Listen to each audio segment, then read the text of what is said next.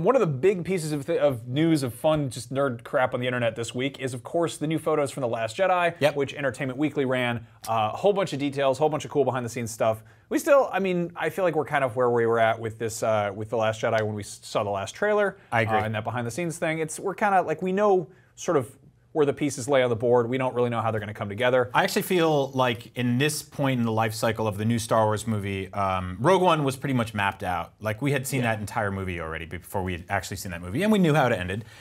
Force Awakens, I think we kind of had pieced together exactly how that movie was going to go.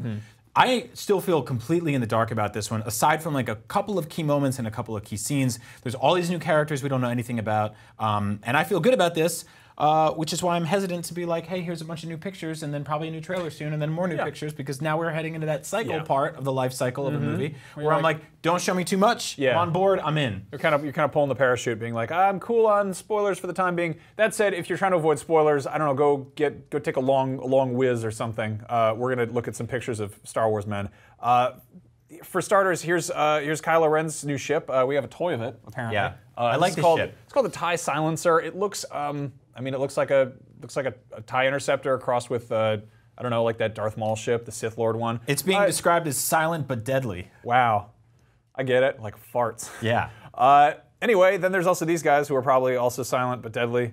Also like farts. Those are the Praetorian Guards. These are the dudes who are going to be protecting Snoke. They're pretty much just weird samurai remakes of the Imperial Guards from the, from Return of the Jedi. Yeah, I kind of dig these dudes. I wish that they had a little bit more going on with their costume shape. Like the sculpt is really cool. I wish they had just, I don't know, some more paint, some more colors. Yeah. You were saying we saw like leaked photos of the action figures they're making, which are pretty much just one big red hunk of plastic. Yeah. And you were like, it's almost like they didn't give them a lot of color, so there's less to paint on the toy. And like, I think it's a cool choice though. It looks like something out of like I don't know, like a Rihanna video or something. Well, you got to save money for those the Porg budget. Yeah, those Porgs don't make themselves. Anyway, then there's Canto Bight, which is this sort of like casino planet we've heard about. Down in the corner, there's like little police, kind of like TIE Fighter X-Wing looking speeder bike ships. I really like these because they look like they're kind of like low to the ground. They might feel more like pod racers. I think you've seen people whipping around. We've heard stuff that like this whole planet, it feels very sort of prequel-esque. Like it's kind of more goofy than the kind of like used future we've seen in like more crappy desert towns. Yeah, we saw a couple of months back there was those magazine scans of a bunch of characters sort of like dressed up. Yeah, like in nice like business costumes. Fancy dinner party crowd. Yeah, and there was that weird little turd monster thing. I have good feelings about that. I think it's gonna be fun to look at. We get a closer look at Kelly Marie Tran's character Rose and kind of her relationship with Finn is outlined a bit in the article. But really, the big focus they're kind of going on here is the kind of Rey and Luke dynamic. They talk a bit more about that. The covers that they have out right now are one of Luke and one of Rey. I love this photo because it's like I get the feeling that Luke's just gonna be a real pain in the ass in this one. Like he's just gonna be like, get off my lawn. It's gonna be like, Gran Torino, but with no cars and the Force. Other thing we know about, we saw these guys in the behind the scenes trailer, but the Porgs, the little funny little puffin fish bunnies, Furbies things. I'm gonna be honest with you, Max. I don't know why they let this thing into the Millennium Falcon. So that's one thing they do talk about is apparently these dudes get everywhere. Like they're kind of a nuisance, and they're just gonna be pissing off Chewie the whole time that Rey's like trying to like train and stuff. Okay. I like the fact that Chewie is still sort of hanging out on Octo while like Rey is doing that stuff. Like when Luke went to Dagobah to train with Yoda, he had R2 there, but R2's like, that's like bringing your phone somewhere. Chewie's like, is he just like a retired uncle who's like, oh, you're going to a party? I'll drop you off. I'll wait in the car. I got a Sudoku. Call me on my cell phone if you want me to come drive you home. Yeah, like, I'm a little puzzled with like Chewie's motivations at this point because Han's out of the picture and he's kind of just like, I don't know, I'm like a good dog, I guess. I've been hanging out with these people for a long time. I guess we'll just keep going with it, see what happens. Yeah, real weird. And then the one thing I really, really want to talk about here, there are these characters that live on the island with Luke on the planet of Ahch-To, which are the caretakers, who apparently are basically the last Jedi temple is on this planet. That's a big thing. The reason Luke's hanging out there. Apparently, they're just like these weird fish nuns that like wash the rocks or something. Yeah, they're like religious turtles. They look like like what are they? I don't really know their story.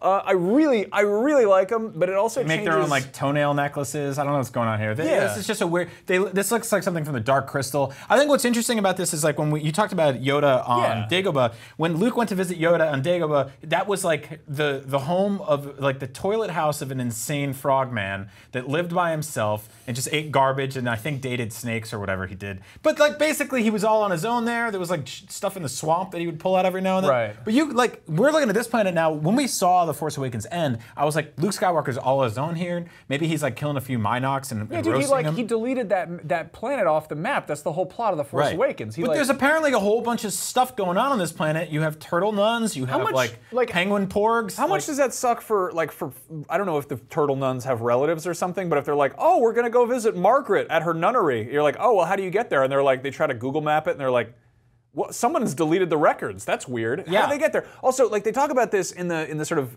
the Entertainment Weekly article, but like apparently the caretakers, they tolerate Luke. Like they're not like they're not like, oh, there's a Jedi Knight here, he's cool. This crabby old dude with a robot hand shows up and he's like, I'm gonna live on this island, and they're like, yeah, there's like a backflipping wizard that just shows up and starts like levitating penguins and eating them or whatever, or throwing them around. Who knows what he's doing? Like again, this is like a demolished sort of Jedi temple there. Like if they're caretaking it, they're not doing a great job. I don't know if we can't see their hands here. Maybe they have like huge, disgusting flippers, and they're like, I'm gonna rebuild it, and they just can't. They're turtles. They're taking their time. They're waiting for donations. That's a good point. Yeah. They get one of them goes to the train station and like asks for coins or sells like I don't know magazines or something. Yeah. But yeah, like this is a dynamic I'm very curious about. I get the sense that, you know, kind of in Empire Strikes Back when Luke goes to Dagobah, things sort of slow down. It's just him and like one other dude, and R2's kind of getting in trouble. But it's like, that's the weird kind of quiet, like moody setting. I feel like this is gonna have like more sort of like kind of fun, like training montage-y stuff.